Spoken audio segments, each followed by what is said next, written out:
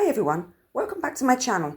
Is your Shein puppy keep game showing an expired or time's up error? Don't worry, in this 1-minute guide I'll show you how to fix it and get back to earning free rewards. Let's dive in. First, open the Shein app on your Android or iOS device.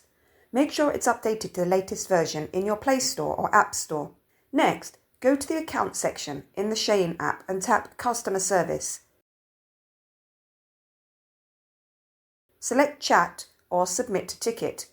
Explain the expired error and include a screenshot of your game progress. Support may take 1 to 2 days to respond, but can often reset your game and extend the timer. If the issue persists, try clearing the app cache. Go to your phone's settings, find Apps, select Shein and clear the cache. You can also try logging in with mobile data instead of Wi-Fi, or reinstalling the app. Some users report the game resumes after a short wait. And that's it. These steps should help fix the puppy keep expired issue. If this was helpful, give a thumbs up, subscribe for more tips, and I'll see you in the next video.